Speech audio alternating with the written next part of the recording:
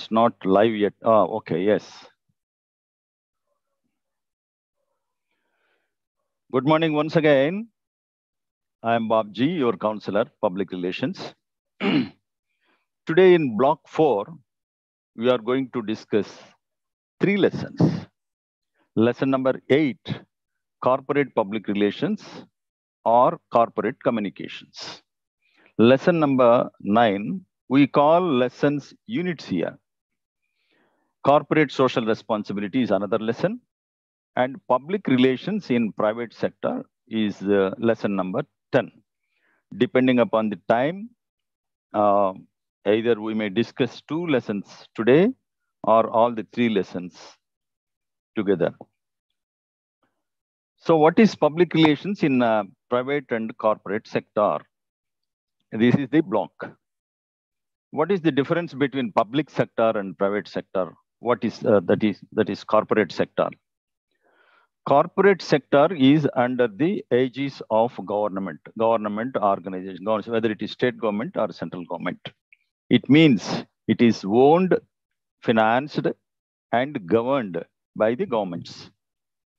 That is called corporate sector. And what is private sector? Private sector is also a company, is also an entity, is also an enterprise, but owned and managed and financed by private people, private entrepreneurs for that matter. So in public, in both public and private sectors, there will be issues, public issues, rights issues, initial public offerings, and so on, that relates to finances. But to the extent we understand, to the extent required for our understanding in public relations, these certain things, certain minimum things are necessary for us to understand. So the difference between corporate sector and the private sector is that corporate sector is owned by the government, managed by the government. Generally, they are large. You just imagine corporations within our state. GHMC is a corporation. Road Transport Corporation, Road Transporter, RTC is also a corporation. Similarly, they are all corporations, but these corporations are under the government. That is the difference. But in both the areas, in both private sector and corporate, that is public sector, public relations is practiced. In government, it is called public relations. In private sector and corporate sector, it is called corporate public relations or corporate communications. All mean the same. The same thing in the sense, communication ought to be given out, information ought to be given to the concerned publics, and the feedback to be taken from the public to the management. It is both upward and downward. Generally, what happens, the mechanism, whether it is public relations setup or corporate communication setup or public information setup, whatever is the nomenclature name that is available within the organization, they only look for the employer information reaching the employees, but not the other way around. But the communication will not be complete unless there is a feedback. So this has to be kept in mind. This is very important. So quite literally, public relations is managing relations with various publics. Publics, it is plural. Various publics, different kinds of publics we are talking about.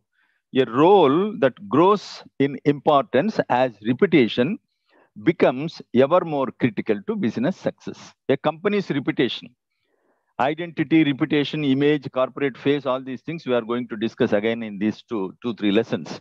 A company's reputation, or the essence of how it is viewed by all of its publics, is the leading factor in its ability to achieve success.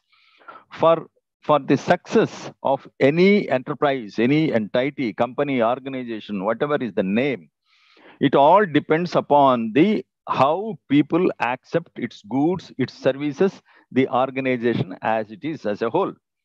So in lesson number 8, we'll discussing concept of organization, corporation, segmentation of publics, once again, stakeholders, corporate public relations, corporate communications, elements of corporate public relations programs, major areas of corporate public relations, employee relations, customer relations, financial public relations, community relations, and global public relations. These are all the segments of the publics.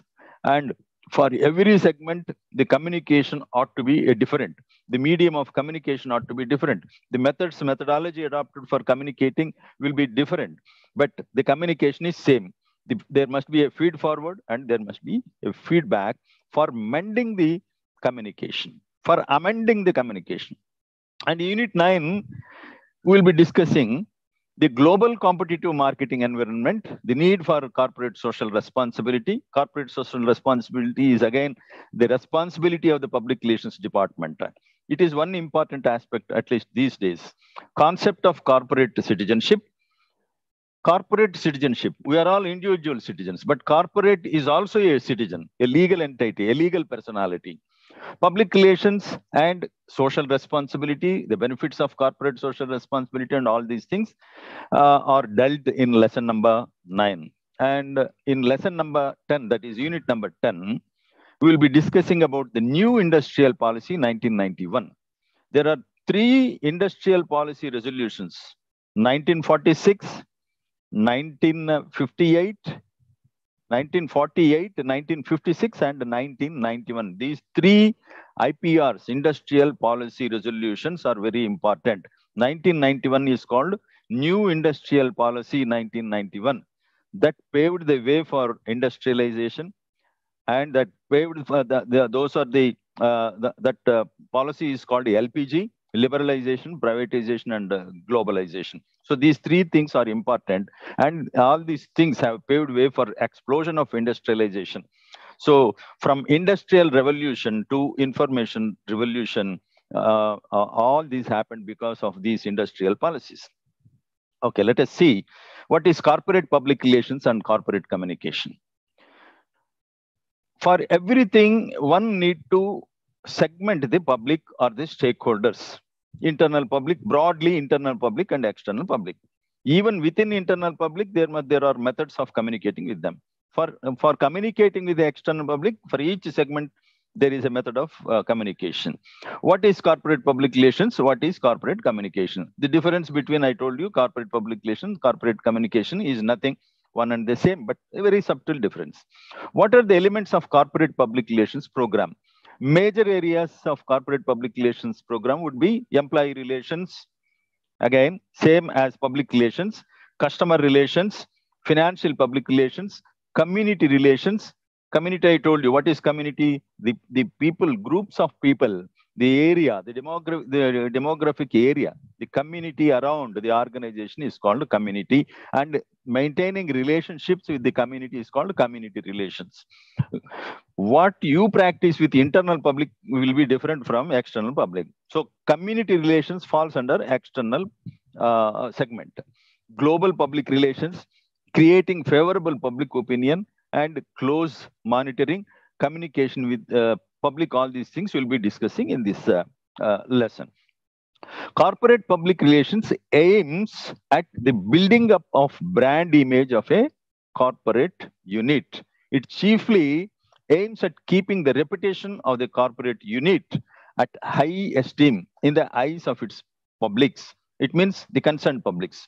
Corporate communications comprehend all communication activities that an organization undertakes. It also highlights the activities of the corporation. Corporate communications helps provide a free flow of communication between the management and the stakeholders.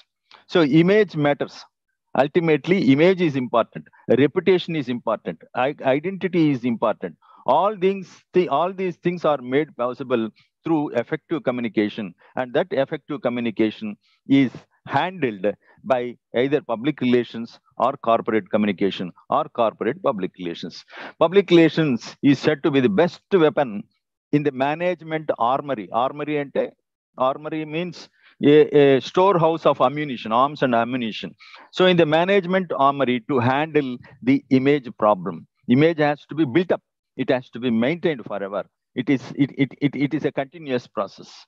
The notable areas of corporate public relations, they have been listed here. What are the corporate public relations areas?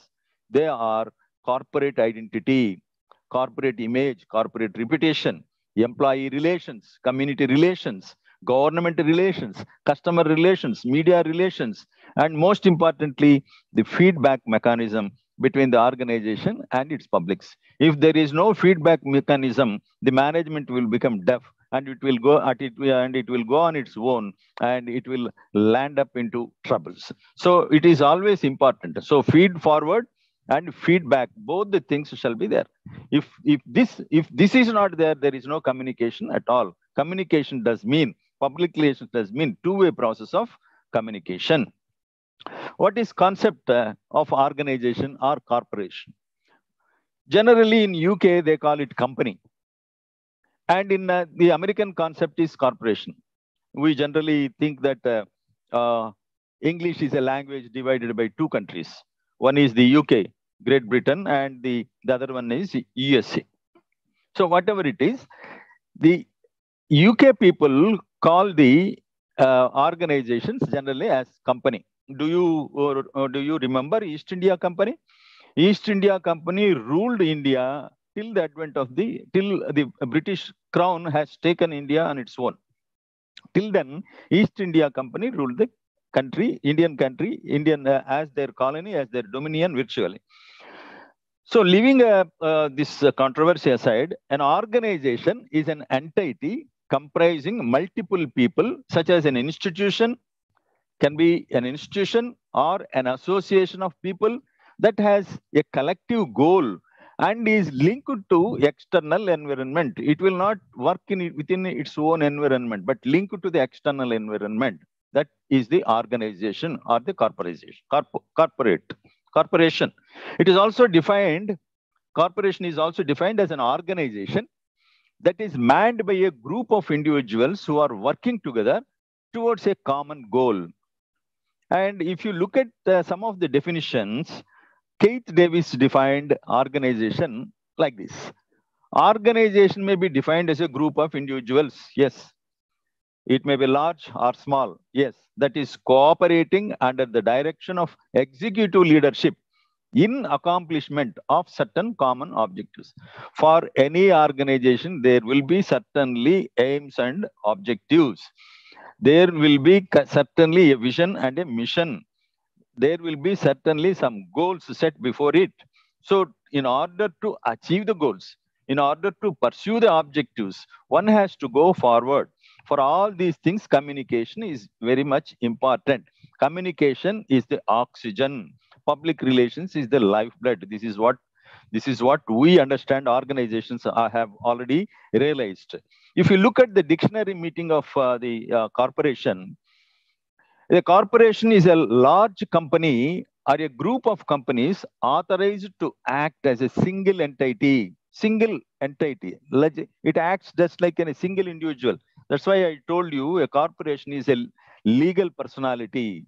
Corporate citizen. Citizen means Paurudu. It is corporate citizen, a legal personality. Even God is a legal personality. So what is meant by legal personality? A legal, unless a person is a legal person or a legal personality, he cannot sue or he cannot be sued. He cannot put a case, file a case, or he cannot be a case cannot be filed against him. That is for legal purposes that citizenship has been granted to individuals as well as the corporate organizations.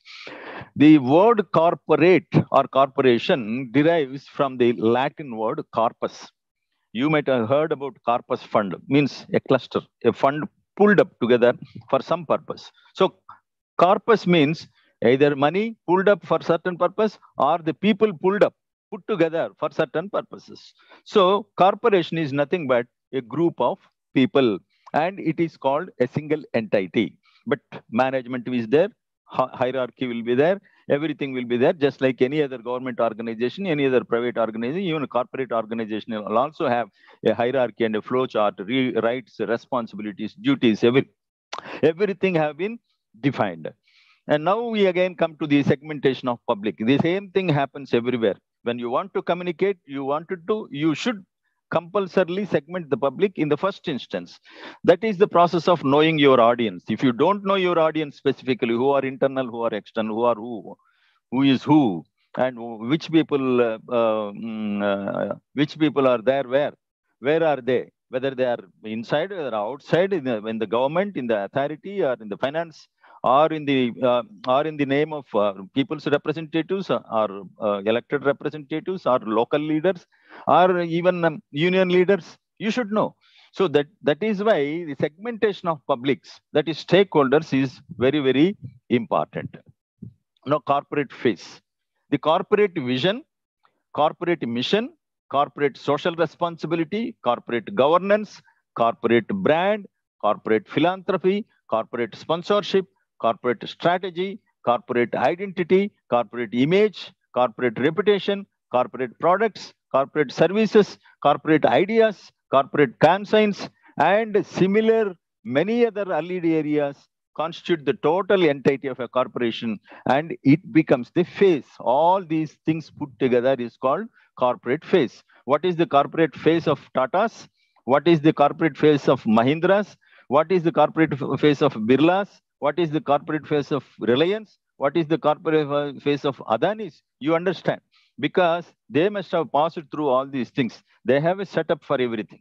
So they have a face, and it is easily recognizable. What is corporate public relations? What is corporate communication? Here the crux. Again, the same thing. Corporate public relations could be defined as to connect with various publics using means such as press releases, social media, products, services, and even events to facilitate building and managing good relationships. Ultimately, it is communicating to seek favorable opinion, establish good relations, and maintaining good relations so that the people can patronize your products, your services, and your ideas. This is the essence of corporate public relations and corporate communications. To be very specific about corporate communications, it could be defined as a management function like marketing, finance, or operations dedicated to the dissemination of information. Always disseminate. There is a purpose in it. You don't disseminate just like that. It is not your hobby. There is a purpose behind communication. So it is dedicated to the dissemination of information to key constituencies. Again, key constituencies is not a different word. Key constituencies means key targeted audience, key people, key specified people, segmented people. They are called key constituencies. The execution of corporate strategy and the development of messages for a variety of purposes for external and internal publics of an organization. It has also been defined. Corporate communication has also been defined as corporate communication is about harmonizing all communication within an organization to ensure consistency with corporate mission and objective. This is all about corporate communication. And now, what is the difference? I told you, what is the difference between public relations and corporate communication? There is not much difference between these two things. Both are communications aimed at communicating with their stakeholders. Again, stakeholders means publics, segmented publics. When public relations was considered as media relations by many, so public relations is the predecessor, forerunner of corporate communications. The earlier public relations were there. Before public relations, it was something like propaganda, like spin doctoring, or press agentry, or lobbying, or different names it was called. But since 1941, when the word public relations has been coined by Government of India for Press Information Bureau, from then onwards till recently, it was public relations. Now, after 1991 LPG reforms, several corporate organizations have come up, and they started employing the communication personnel for corporate communications exclusively, because each corporate has certain role to perform. For example, GHMC is a corporation. It is not touching upon every human faculty.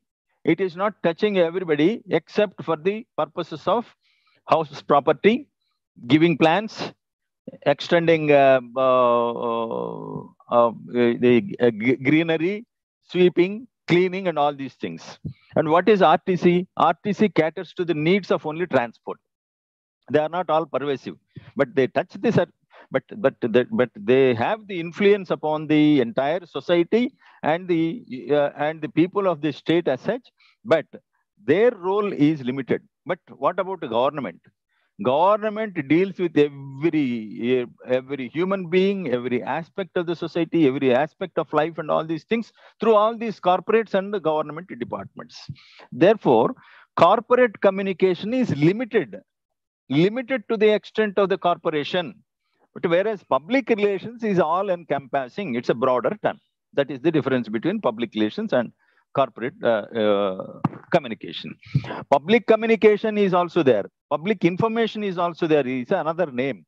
Corporate communication, public affairs, and a host of many they are all simply synonyms of public relations. So these are all the names. Public relations is, as we very frequently say, public relations is a two-way communication process between an organization and its publics or stakeholders. Both public relations and corporate communications are one and the same. This is the sum and substance of this lesson. Elements of corporate public relations program are analyzing the situation, corporate communication. If at all a corporate organization wanted to communicate with its key constituencies, key publics or segmented publics, they will again go through a process called situation analysis. Just like yesterday we discussed about RPCE model of communication campaign. Same way for any communication process, let me tell you, the functions of communication and the functions of media are one and the same. What are the functions of communication? Inform, educate, entertain. These are called the functions, basic functions of the communication. The same functions are applicable to any medium of communication. Say, for example, take the example of a newspaper. That is a medium, print medium. Its functions are inform, educate, entertain. Of course, there are several other functions like evaluation, interpretation, and all these things related, but basic things being inform, educate, and entertain. Take TV. TV was also brought in. TV was also established in 1959 as Krishi Darshan. Later, it has become Doordarshan. No, its purpose was to inform the people about the government programs and educate the people like farmers, non-farm sector, and then entertain. There used to be only one movie per week, that too on Sunday. So that was entertainment. So the basic functions of any medium of communication, or the basic functions of communication as such, are three basic: inform, educate, and entertain. Now, for a corporate organization, before they communicate, they will do some kind of analysis. What is the analysis? The analysis is SWOT analysis. Analyze the situation with the SWOT analysis. What is SWOT? SWOT. Strengths, weaknesses, opportunities, and threats. All these things, when we are going about to communicate something, to give out something, to disseminate something about something, we will first analyze what is the situation. This is called situation analysis or fact finding or pre-research, whatever it is. So, for example, GHMC has conducted SWOT analysis for everything. For what? Maybe for cleanliness, clean and green, Harita Haram, dog menace, whatever is the project, whatever is the work. They first do the SWOT analysis.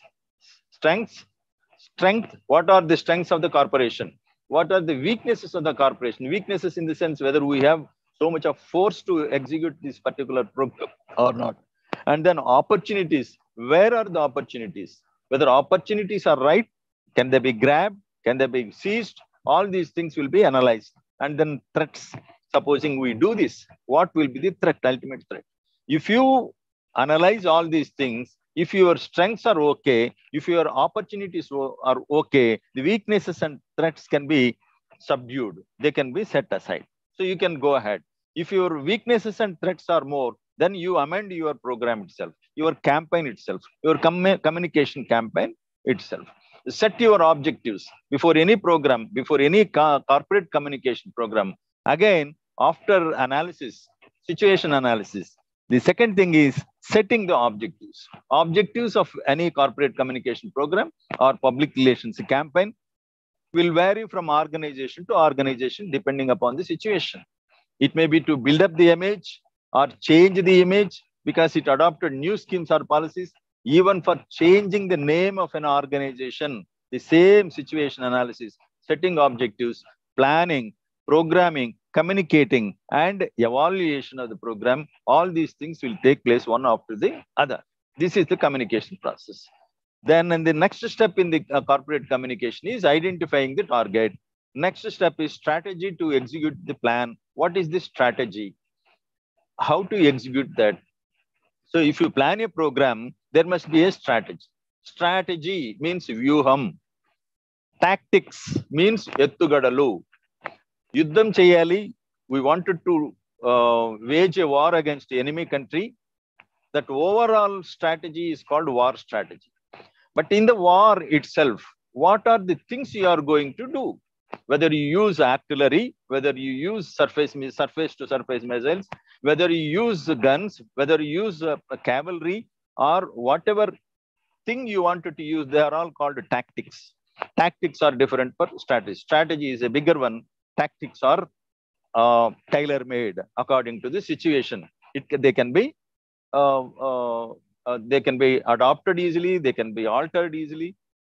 And the next stage is define the media to be used for any communication campaign, for corporate, be it corporate communication or whatever is the name. You have to define the media that is to be used. And the next step, it means defining the media means what kind of medium of communication or media, one media or two media, one medium or two media, three media, or a media mix. What is the media access? What is the media reach? All these things also will have to be kept in mind. Then set the calendar time. For anything, there must be a time limit, time frame. Without time frame, nothing will run concurrently unless it is a social welfare program. For every campaign, there will be a period. It must be set in advance. So fix up a suitable timetable for the campaign program, focusing on the essential points, including the start and finish lines. When should you start it? When should you finish it? For example, pre-monsoon clearance of drainages, natural drains and sewerage lines. This is the program. So again, GHMC as a regular exercise, they will make a SWOT analysis. How many missionaries there? How many people are there? What is the situation? How many supervisors? Whether any corporate organization will lend their hand as a CSR program, or do we have our own funds? When to start? When to start is the question. Pre-monsoon clearance of natural drains and sewerage lines. This is the program, and it's something to be communicated. You do SWOT analysis, you select media, you identify the places wherever natural drains are there, wherever bigger sewer lines are there, wherever smaller minor sewer lines are there. All these things will be taken into consideration. And then what is the time before monsoon? Monsoon sets in generally in the first week and second week of June. So when the clearance should be taken up? It should be taken up in the month of April, somewhere in the second week, and to be finished in the last week of May. So this is the time schedule. This is called setting the calendar timeline. And then budgeting. What is the budget available? Then evaluation. After everything is over, evaluation. Evaluation when it happens after the first rains, after the first cyclones, if the drainages overflow, if the natural drains choke, then they will evaluate whether the program executed by them, a clearance has been completely done, or whether it requires more widening of the drainages or laying of the new sewer pipelines, and all these things will come into. That is called evaluation. This evaluation will be helpful for the future campaign, future programs. Just for example, I told you about the monsoon clearance of natural drains and sewer lines. The major areas of corporate public relations, if you look at it, just like public relations, here also you have employee relations, even in corporate public relations or corporate communications.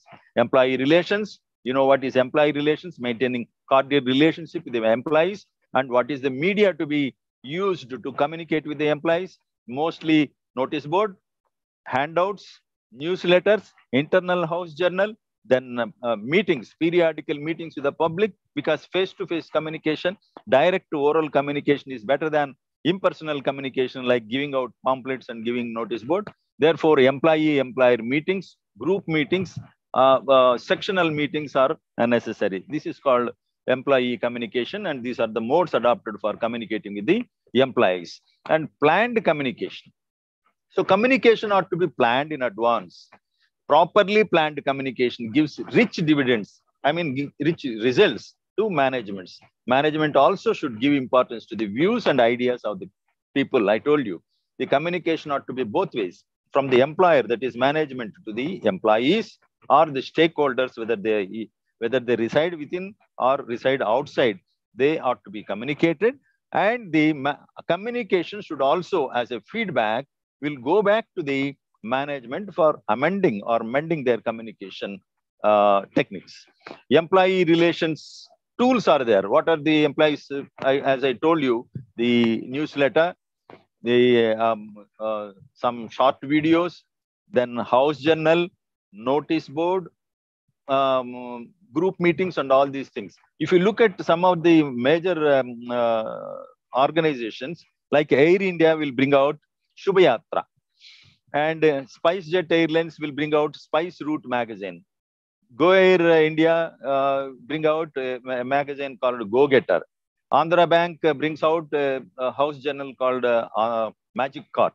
Singareni College, Singareni Yula Samacharam. Reddy Labs, Elixir. Elixir means Amrutam. So medicine, Amrutam, Antarol. So Reddy Labs brings out Elixir. NTPC, Vidyut Swar. So all these things, many organizations, if they have any kind of journal, if it is internal or external, they are named appropriately. So what are the similarly? Journals, pamphlets, booklets, annual reports, posters, advertisements in newspapers, features in newspapers and magazines are all the tools for maintaining good employee relations. Otherwise, what if you do not communicate, if the management do not communicate with the employees, that will result in grapevine discussion, rumors, gossip. What is grapevine? Grapevine is nothing but Drakshatiga. Can you find out the main stem in Drakshatiga in a grapevine? Grapevine is not W-Y-N-E. It is V-I-N-E. Grapevine means Drakshatiga. Drakshatiga will have many more stems. You cannot find out one single stem, that is main stem, just like any other trees. So what is information through grapevine means, you do not know how the communication will pass through, in what way, in what direction. It will go crisscross. Generally, rumor will get into grapevine and it spreads fast. If you do not communicate with the employees properly, appropriately, periodically, any information they get will be put through the grapevine and that will become rumor. Rumor is always bad. Very seldom, very rarely, a rumor will be a fact, a truth. Otherwise, on many occasions, every time, a rumor turns out to be a bad information, bad communication. And then canteen gossip, that gossip also will become a rumor. All are put through the grapevine without any direction, without any control.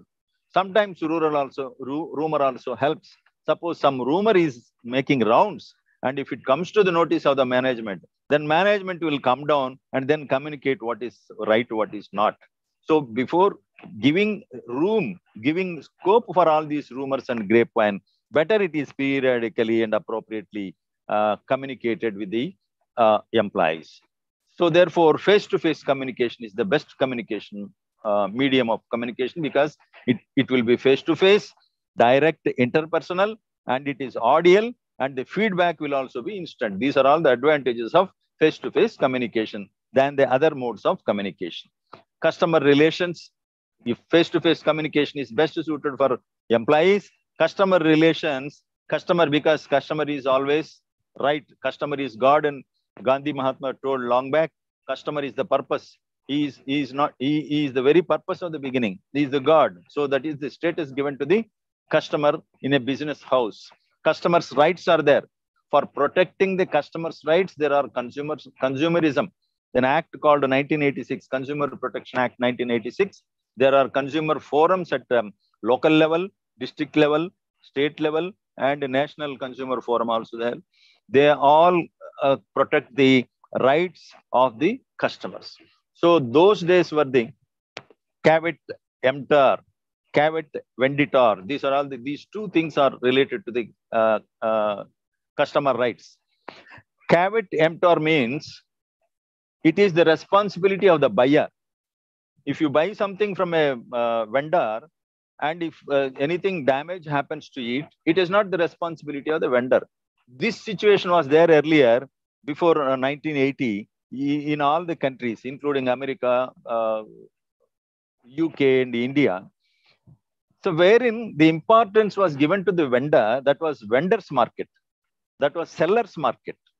Now the situation has changed. Now it is buyer's market. So whatever buyers want, they will be arranged according to their need and taste. Earlier, shampoos were there in 1 liter bottles, half-liter bottles. There was a time in 20, 30 years ago, the shampoo came in small sachet of 1 rupee. So it caters, it catered to the needs of the poor man also. So buying 1 rupee shampoo is always convenient for a poor man than buying a 1 liter or half-liter, 2 liter cans of shampoo. So now the market has turned into the buyer's market. Now the situation is caveat venditor. From the situation of caveat emptor to caveat venditor. Caveat emptor, beware the buyer. Caveat venditor means beware the vendor. So the seller must be careful. Otherwise, law is there to protect the consumers. That act is called Consumer Protection Act 1986. There is a mechanism from local to national level how to protect the rights of the citizens, including education has been brought under consumer protection rights. If there is anything wrong with the teaching styles and everything, teaching methods and everything, the school management or teachers or management as such can be brought under Consumer Protection Act. So Mahatma Gandhi, what he said about the customer, let us recapitulate. He said about a customer, that is the importance of the customer. Customer is not separate man. Customer is a citizen. Customer is an ordinary man. So democracy is for the people, of the people, by the people. Therefore, the importance is stressed upon the common man. So from the common man is the customer. So customer is the most important visitor on our premises. He is talking to the vendors. I mean, sellers, the seller's economy. The customer is not dependent on us. We are dependent on him. He is not an interruption in work. He is the purpose of it. He is not an outsider in our business. He is part of it. We are not doing him a favor by serving him. He is doing us a favor by giving us an opportunity to do so. This is the importance of consumer, the customer, the client, the commuter, whoever is depending upon the circumstances.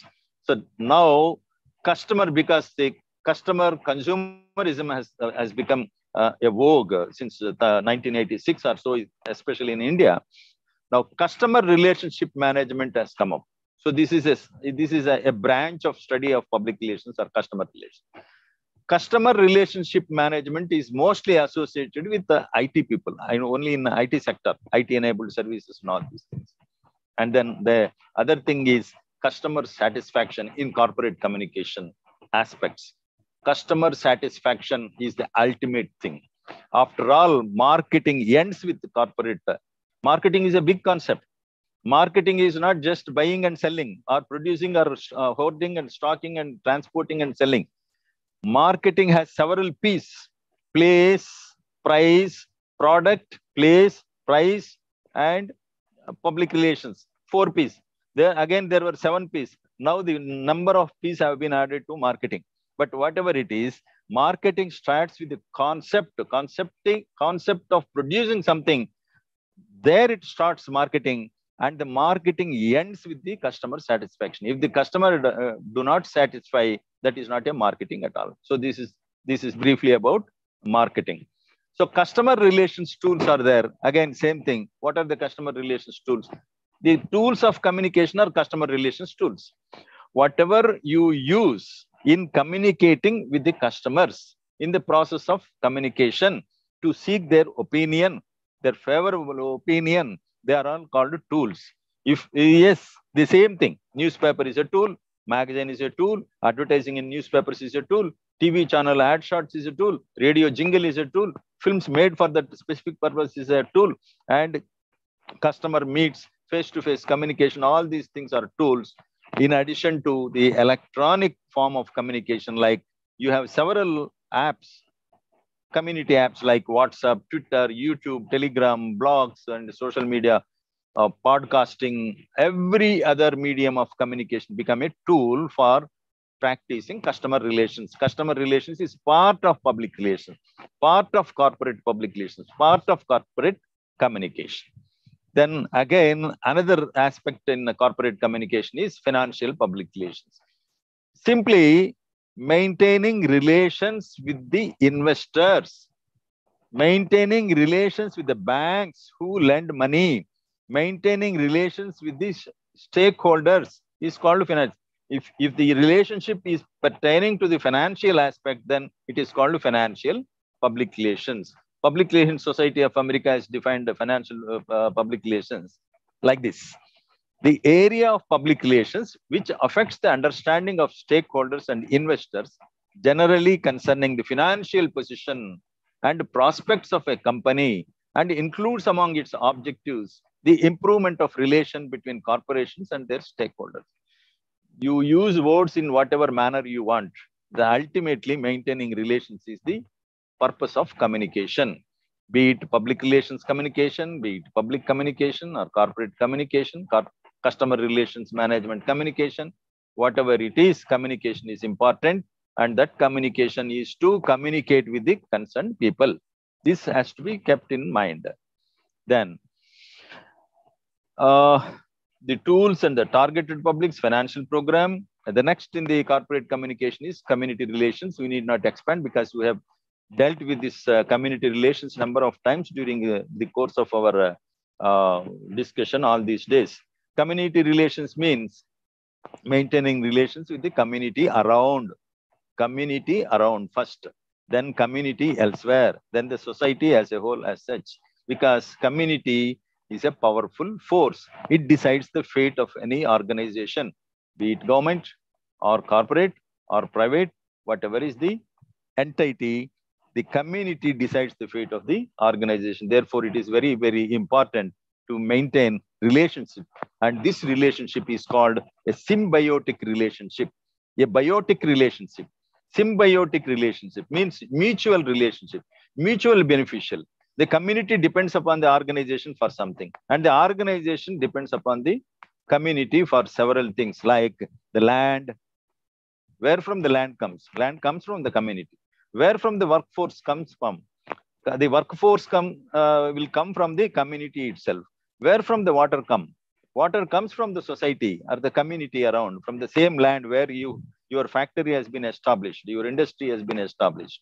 And then transport facilities is also given in the same community. The electricity, taxes, everything government provides. The banks, these are all called symbiotic relationship between an organization and the community around. And the importance of community relations need not be told. They are specific.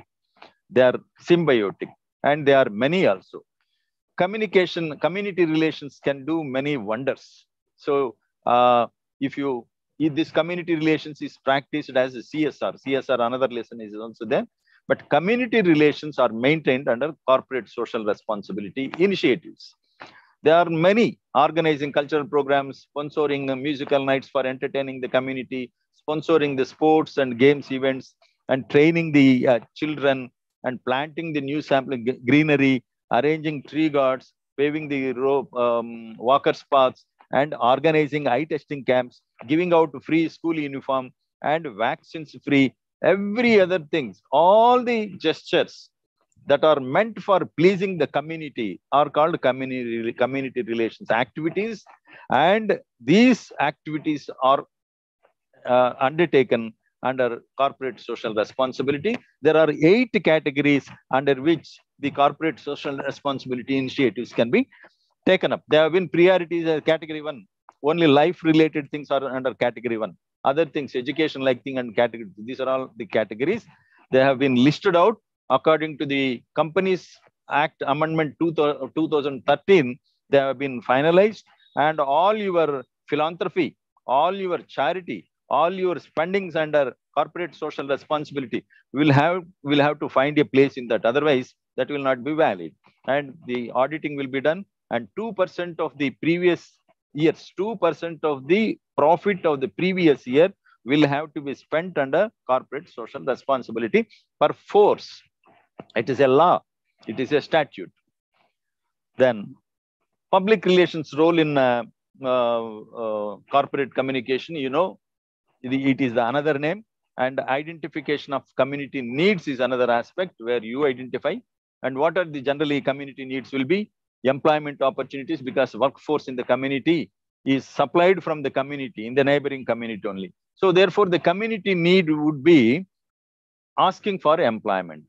I will tell you one example of Al Kabir. Al Kabir is a Rudraram is a village on way to Sangareddy on the Bombay highway. That was owned by one Jain. It's Al Kabir. Name is Al Kabir, but owned by a Jain, and it is a mechanized slaughterhouse. The management has paid everything.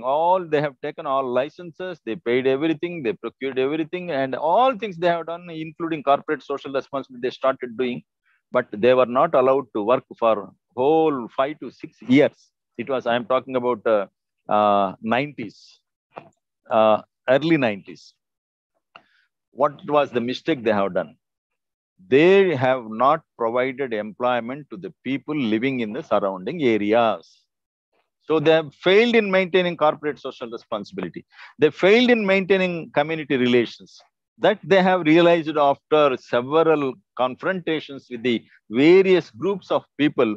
Though government, state government, central government, local government have given all permissions, and government has taken all money through duty, tax, and deposits and all these things, but could not run the organization because they have not provided any employment to the common people living in that area.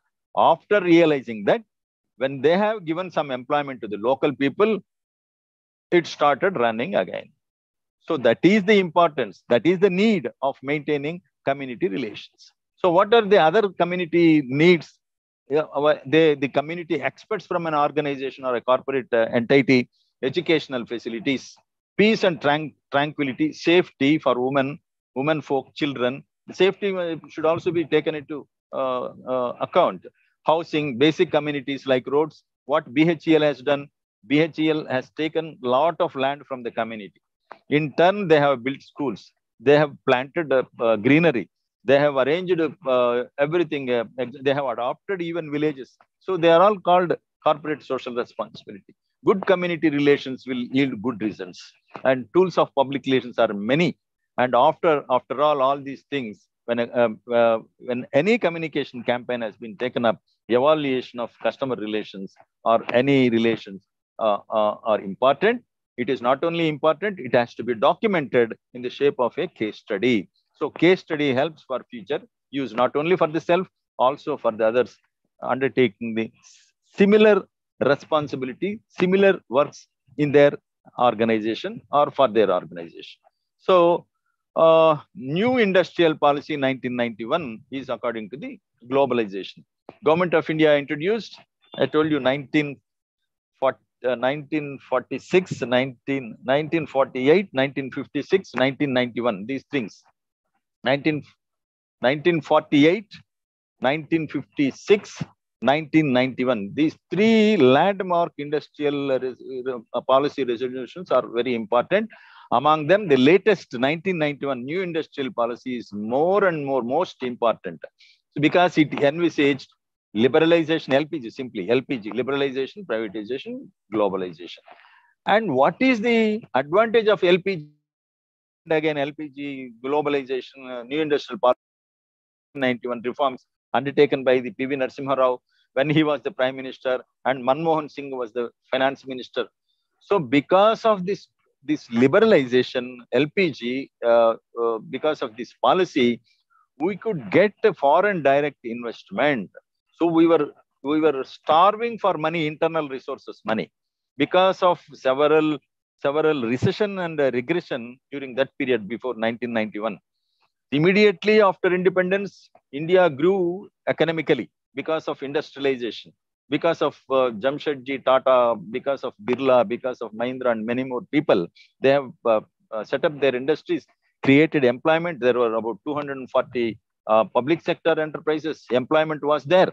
Government owned all these things. But after that, the economy suffered a lot. And to overcome that, in 1991, because of the LPG reforms, India could get foreign direct investments. Foreign direct investment helped the government of India a lot, and this led to information revolution.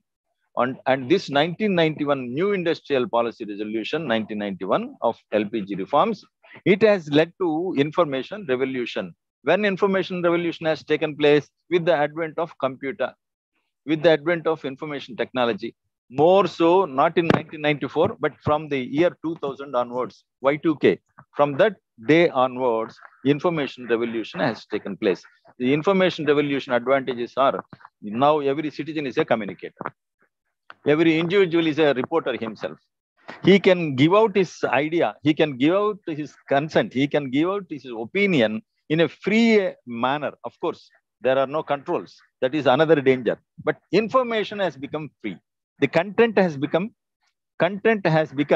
the king. So these are all the advantages. Impact of globalization are all these things can be listed as impact of globalization, because we got FDI, that is one thing. Information revolution is the another thing. Emergence of global relations because of information technology, internet, and also the artificially intelligent, augmented realization, and all these things, they have led to emergence of global public relations. Now there is no problem of distance. Anything happened can be reported across the world within minutes. That is the advantage of global public relations or global communication. What is global public relations? Global public relations may be defined as the planned and organized effort of a company or institution or government to establish, again, the same thing, mutual understanding and mutually beneficial relations with the public of other nations. Now, the public relations is between an organization and its publics. Now, it is the beneficial relations with the publics of other nations. This is called global public relations. Now, let us see. The next lesson is corporate social responsibility. We have sufficiently discussed about corporate social responsibility.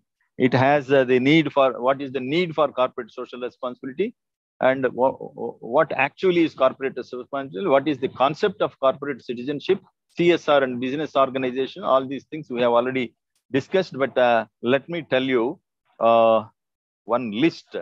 The list is the eligible categories under which the amounts can be spent by organizations. So I told you in the Amendment Act of Companies Act 2013, the CSR and sustainability activities have been listed in Schedule 7 of the Companies Act. So under Category 1, it is eradicating hunger. If any organization spends money under this for this purpose in any format, this is an eligible category. Eradicating hunger, poverty, and malnutrition, promoting health and preventive health, sanitation, safe drinking water. These four are called under Category 1. This is CSR activity, eligible. Then Category 2 is promoting education, employment. Category 3 is gender equality, empowering women, and all these things. Category 5 is protection of national heritage, art and buildings, culture, including restoration of old buildings and all these things. Category 6, measures for the benefit of armed forces victims, war widows, and their dependents. Category 7 is training to promote rural sports, rural games, nationally recognized sports, Paralympic sports, and Olympic sports, and all these things.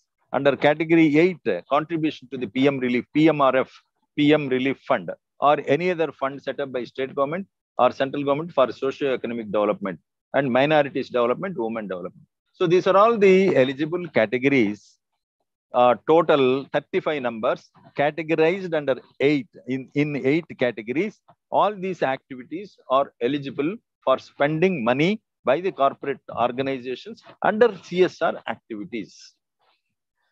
Then corporate giving and corporate contribution is one and the same. Giving to the community. It is in fact not giving to the community, giving back to the community. Whatever we have benefited from out of the nature, from out of the community, we are giving only something back to the community. This is called giving back to the community, also called as corporate giving or corporate contribution to the economy, because whatever you give, that will contribute to the economy. Do you know? I think you are already aware. Savings is the investment. If any nation saves more, it has more money to invest. So savings is called investment.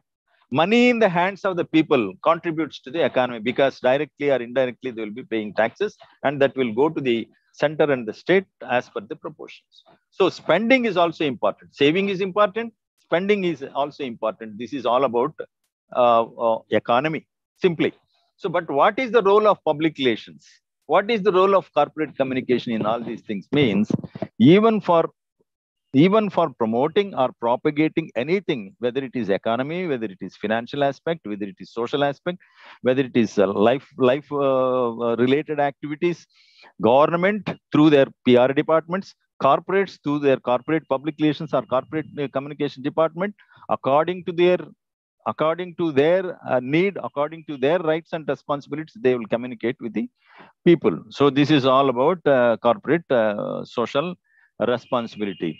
And if you look at the major companies that contribute to the social responsibility, that is called under corporate giving back to the community: Chevron, JP Morgan, Bank of America, Google through Alphabet, Citigroup, Microsoft, Merck, Coca-Cola, General Mills, Pfizer. These are all 14 major companies that contributed to the corporate social responsibility in lots of money. And the employees will have to be involved in all CSR activities. Why? They feel ownership. They feel satisfied. They develop a kind of good image in their minds about the organization. Naturally, if an organization is taking care of its own employees and also taking care of the community, and in those community activities, the employees, internal employees are being involved, then the satisfaction will be more, the respect will be more towards the organization from the employees. So this is the advantage of involving the employees in corporate social responsibility. So corporate social responsibility is an act or activity of public relations. Then public relations and social responsibility, if public relations is an umbrella, corporate social responsibility is one of the spokes. If public relations is a wheel, it is a spoke. If public relations is an umbrella, corporate social responsibility, publicity, advertising, and all these things will fall under one umbrella term that is called public relations, including corporate communication, corporate public relations. So public relations is a general term. It is an umbrella term under which many things take shelter, under which many things function. Media and methods, we have already discussed in lesson number 4 or 5. What are the media and what are the methods? What is PR media? So what is the media available for general? What is the media used by the journalism and mass communication is the same media available for public relations. Nothing new, except for the fact that a public relations man is in charge of editing and production of corporate publications. This is the exclusive media for public relations. What is corporate public relations? Anything printed, be it a handout or a brochure or a booklet or a calendar or a journal, wall calendar, annual report, newsletter, notice board, bulletins, radio jingles, meant for the employees, internal employees and external employees connected to the organization is called PR media. So because it is exclusive PR media, otherwise radio is general, TV is general, newspaper is general, WhatsApp and other applications are general. What are exclusive, what are specific to the public relations practices? All these things that I have listed out. So internal media, website, annual report, social media platforms, all these things constitute media for public relations practice. And the benefit of corporate social responsibility is, as I already told you, symbiotic relations, mutual dependence upon one upon the other. Benefits of corporate social responsibility to the society are many because they provide many other things: organizing cultural programs, sponsoring musical nights, entertainment, information, education. All these things will come in different forms. Sponsoring sports and games, planting new saplings, eye bank checkup. I told you already: HIV, cancer, vaccination, seminars, symposia, safe drinking water, eye testing, sometimes health checkup, periodical health checkup, including construction of religious places like mosque, church, and temple, or gurudwara, or arama of Buddhas, whatever it is, or a cluster of all these things together at one place. So these are all the benefits to the community by these things. And the community and the organizations depend upon the community for their own benefits, for their own needs, community needs. So this is always mutual relationship. Now coming to the next lesson, public relations in private sector, lesson number 10. Same thing. A country's growth is undoubtedly depends upon its economy and industrial development. This has to be, it is a statement, it has to be agreed. Any country's growth depends upon its economy and industrial development. There are certain countries in the East, Southeast Asian tigers in economy, in terms of economy. Certain countries have been identified as Asian tigers. Among the Asian tigers, China, Japan, Korea, India are also tigers because they are very ferocious. Their growth is abnormal. Even the GDP wise, it is okay, but poverty wise, our country is is to be named as a rich country with poor people, but that is a different thing. But the country's growth is always dependent upon the industrial development and economy. And industry means corporates, private or public, whatever it is. So then, again, the industrial policy 1991 has been discussed here. But what we have to look here in this lesson is the aims and objectives of the new industrial policy 1991. The objectives are to liberalize the industry from the regulatory order such as license and controls. There used to be license Raj. In India, for everything you need a license earlier. After that, after liberalization, now that has been lifted. It has been liberalized from the regulatory orders of obtaining license and governmental controls to improve support to small sector units. This is one of the advantages of 1991 liberalization, LPG, to increase employment opportunities and safeguard interests of the workers. These are all the aims and objectives we are discussing. To encourage foreign companies and welcome of foreign investments. To allow free competition among industries to benefit the common man. To provide more incentives for industrial development in backward areas. To make the public sector more competitive. To increase the production and encourage industries. Earlier, banks were in private sector. Maybe during the prime ministership of Indira Gandhi, banks have been nationalized only in order that the people in the rural areas, farming, non-farm sector, agriculture sector, they will get, banks are forced to give this percentage of money to be lent to this sector, agriculture sector, farm sector, non-farm sector, rural and industrial sector. So this much of money is the allotment to the bank or branch. Out of this percentage shall have to be compulsorily lent, money to be lent to these sectors. So because of that nationalization only, banks could be controlled by the government so that the banks will lend the money in these sectors, and that contributed to the economy, the growth of the country. To make the public sector more competitive, to increase the production and encourage industries, to make Indian industries more competitive at national and international level, to give liberty to private sector to work independently, because earlier governmental control were there, licenses were there, but they have been abolished. more freedom is given. Only when freedom is given, the entrepreneur will work on his own and contribute to the economy. Even the goods will become cheaper. Technology can be upgraded, and all these things are possible only when there are no controls, very less control and more governance. So to make development for modern competitive economy, to increase exports and liberalize imports, and the new industrial policy has made 4 significant changes to the economy. That is abolition of industrial license. To sum up, dereservation of public sector. What is dereservation of public sector? Certain segments were reserved only for the government organizations. Coal, mining, power, and all these things were reserved exclusively. Minerals, natural resources have been gas, petroleum, all these have been reserved by the government only for the corporate sector. Now that has been liberalized. Even now Adani, Ambani are into the Reliance, petrol, gas, diesel, and even power and everything, including coal.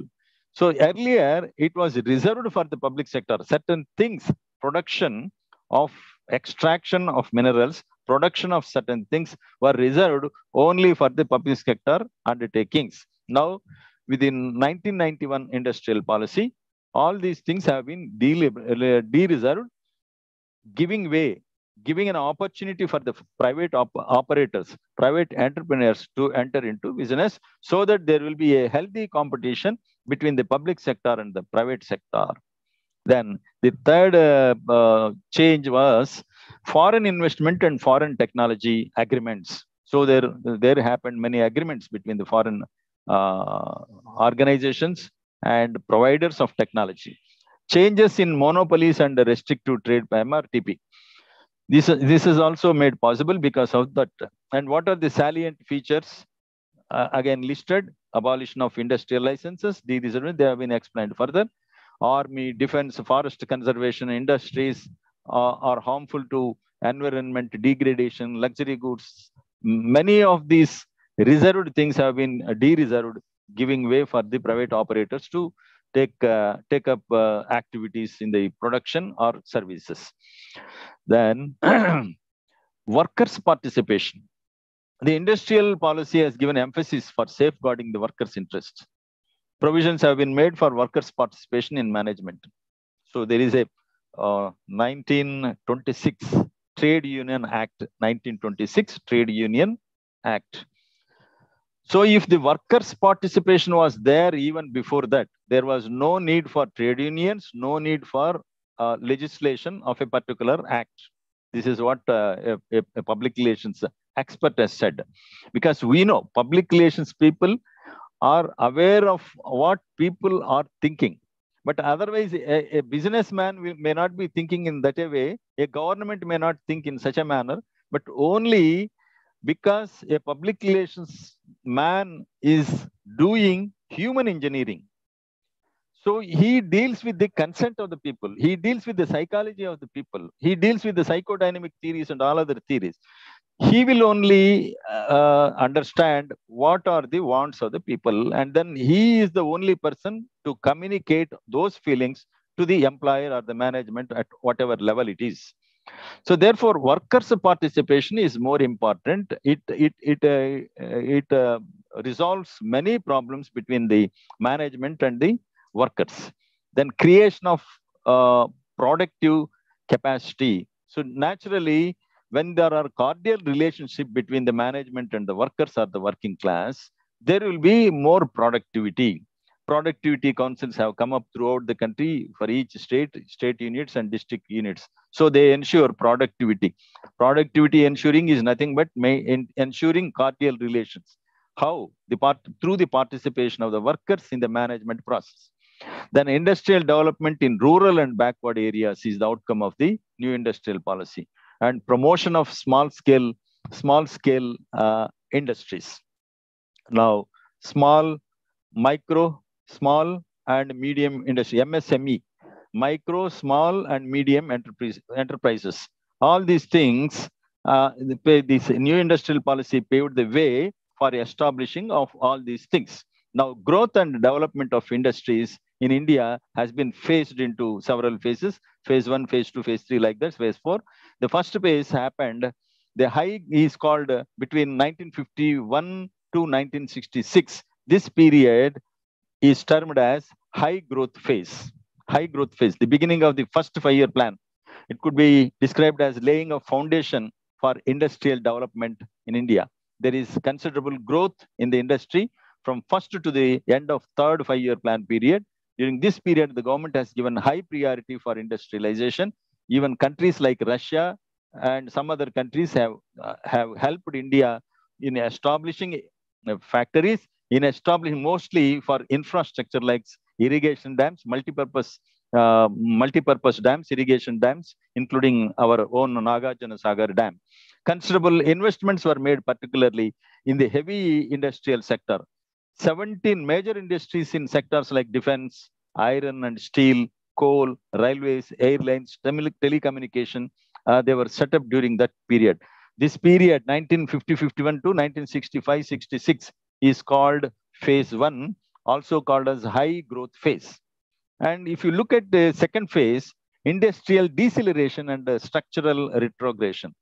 This happened in between 1966 and 1980. The second phase, it is called industrial deceleration and structural retrogression period. The industrial growth rate has fallen from almost 9% annual growth to, it has come down to, during the third 5-year plan, it has come to 4.1% per annum growth. So this period is called deceleration. It is opposite to acceleration. Acceleration, it is moving forward fast. Deceleration, it stepping back. And progression, opposite is retrogression. So this period is called deceleration and retrogression of industrialization in India. So naturally, industrialization is connected to the entire economy as a whole. Then the third phase, 1981 to 1991, third phase. This is called industrial recovery. India started recovering from that kind of second slower pace. This period could be described as the period of industrial recovery, and it has witnessed considerable industrial growth. This period covers the 6th and 7th 5-year plan period. During this period, 6th 5-year plan, the annual growth rate, industrial production has achieved from 4.1 to 7 point. Again, it grew up to 8.6 to the original of 9%. The next phase being phase number 4, that was reforms phase, started in July 1991 onwards. This is 1991, new industrial policy 1991. This is also called LPG reforms, liberalization, privatization, and globalization. Keep these things in mind. The period between July 1991 to 1998 covers under the period of phase 4 and also described as reforms phase. During 1991-92, there is a sharp industrial retrogression, but immediately after that, from 95-96 onwards, the industry growth rate started. The original was 9, now it has gone to 11.7%, double-digit growth. Now, emergence of the new industrial climate. Now the climate, economy climate has changed. The industrialization climate has changed. The information revolution has taken place. All these led to formation of several organizations, including interest groups and pressure groups. Pressure groups like FICCI, Federation of Indian Chambers of Commerce, and for everything, because lobbying is not allowed in India. Lobbying is illegal in India. We in India, we follow the procedure of pressure groups. Even a residential welfare association is a pressure group because it puts pressure on the local governments, local authorities for all such wants that a community needs. Therefore, it is called a pressure group. And there are certain interest groups. They have their own interests, but they will put their interests across the authorities and then get them done. So all these things are possible, happening only because of the information revolution. Then, Make in India concept. The Industries Department, Government of India has launched Make in India initiative. You all know about it. It happened only during the regime of our present Prime Minister Narendra Modi ji. A global promotional campaign to project India, make self-sufficient, self-efficient, destination for manufacturing of all potential things, and it has become, India has become a manufacturing hub. But still, unemployment is not as per the requirements. It is for various other reasons, because economy is a bigger subject which normal people cannot understand. But what a common man can perceive is India is growing, GDP is growing, but poverty is also growing, unemployment is also growing. These are all the factors. But because of the environment of the world is as such, when some countries are advancing, some countries are stagnant, some countries are decelerating. So Invest India is another program, another campaign in order to assist the handhold foreign investors, hand-holding service. Hand-holding service means whenever somebody is not able to walk properly, you lend your hand. That is called hand-holding. Similarly, in industrialization, there are certain startups. Startups means new ventures. Ventures can be LLPs. Ventures can be single ownership company. Venture can be any entity, whatever is the form. But government has planned it in such a way that every venture, every production venture will receive a hand-holding service until certain period, and then when the startup becomes independent, can walk on its own, can stand on its own legs, then the hand-holding is withdrawn. So Startup India is another venture. Economic Survey 2014-15 estimated that 300 million youth will enter the labor force by 2025. And there is a need to accommodate the growing proportion of academically active population. So all these things, the private growth of industrialization, liberalization, startups, make in India, growth of private sector, all these things is giving a scope for the practice of public relations, for the practice of corporate public relations, for the practice of corporate communication, for the practice of community relations. And all these things are giving an opportunity for the public relations professionals. This is the sum and substance. And growth of private sector, if you look at it, there are concepts like public-private partnership. So earlier corporate organizations, public sector undertakings, they have been reserved for some certain purposes, and thereafter that has been de-reserved. Earlier it was licensing and controlling, that has been lifted and liberalized. Now a new concept has come in, that is public-private partnership. So public means government, private means private operators, the investors. Together, they join for a venture and do something. This combination has several advantages. What are the advantages? In 100% public sector undertakings, there will be an authority, there will be red tapeism, there will be nepotism, there will be corruption and all these things. In private, there will be a lot of freedom, but there will be some kind of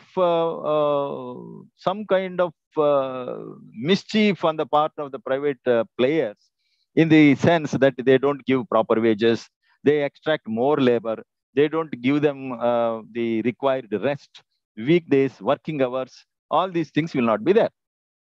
But if a combination of public and private partnership is there, then there will be both government control and the freedom of a private partnership.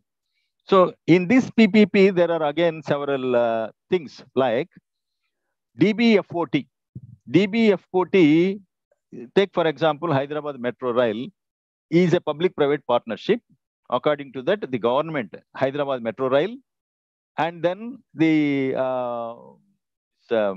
L&T Metro, they have joined hands under PPP, and their design is DBFOT. How they work?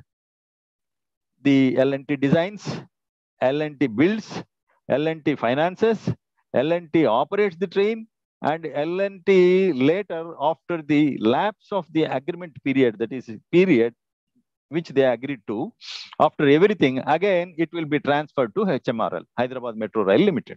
So this arrangement is called under PPP, this is DBFOT. Another thing is BOOT, build, own, operate, and transfer. Our Rajiv Gandhi International Airport is under BOOT. So GMR Constructions, GMR Airports Authority, They have built, they have owned. Now it is the owner is the GMR.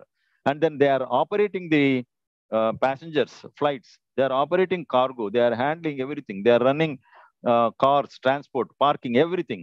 And then after some time, when the lease is over, the agreement is over, it comes to an end, then it will be transferred to the government of India. So this is called PPP. These are all the models.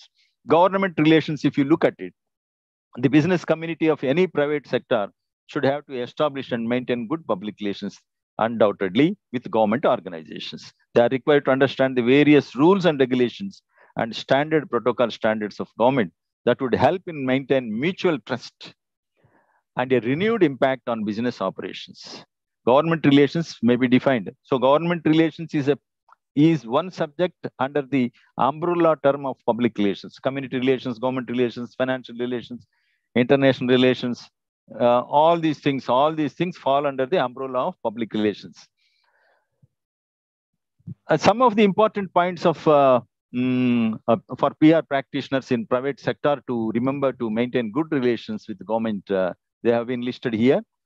The top management in private sector should be kept informed of the proposed legislation. Legislation is done by the legislature. It is one of the three wings of the government: governance, legislature, executive, and judiciary. And these public relations practitioners working in the private sector will have to inform their management, will have to inform the employer about what is happening in the government, what is happening in the outside society, what is happening in the world. What are the acts, that is called statutes? What are the rules being framed by the executive? Acts are made by the legislature. Regulations and rules are framed by the executive. All these things, all these things are beneficial to the private sector for which PRO is working, and whether anything to be brought to the notice of the government, so that everybody, including the company and similar other companies, will get benefit. Only because of this, the PRO will give feedback, will give information about the government legislation, government controls to the management. It is important to maintain a personal relationship with senior officials at the government level by the private sector public relations practitioners. Those having membership in FAPSI, FICCI, FATAPSI kind of organizations, PR practitioners should keep abreast of the latest legislative developments, particularly that are related to their organizations concerned, to develop public support for legislative goals. The top officials and other non-officials may be invited to the industrial units concerned for proper interactive sessions. So visit may be arranged by the minister, by the secretary to government, or the commissioner, or some legislature. Even some assembly committees will be there, specific committees.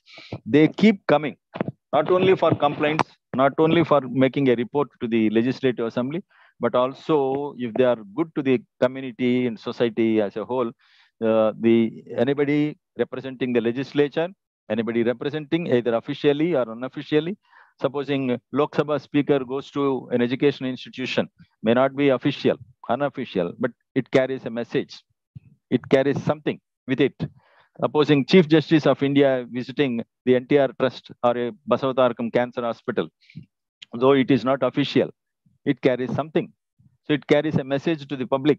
So all these things, though that is Basavatarakam Hospital is a private thing, and CJI being the constitutionally established head of the court system, legislative system, still there is a message that can be carried across for the benefit, mutual benefit, for both for the government and also for the general public.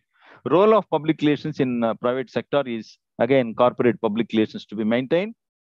Then the broad areas of corporate public relations, again, the same thing: employee relations, community relations, investor public financial relations, customer relations, government relations, maintaining, establishing and maintaining, creating the image, the reputation, media, maintaining media relations, media monitoring, what is happening in the media, what is being reported against this particular industry, particular activity, particular segment of the society, that can be monitored by the public relations practitioner. It is for the benefit.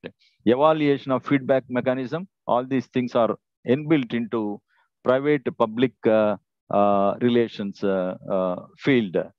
So this is all about government, public relations in public sector and private sector and corporate sector. I think in the next class, we'll be talking about ethics in public relations and digital public relations, lesson number 11 and lesson number 12 in block 5, ethics in public relations. Thank you for your patient listening. I thank the university for this opportunity. Namaskar. Thank you. Thank you very much, sir. Thank you. Thank you.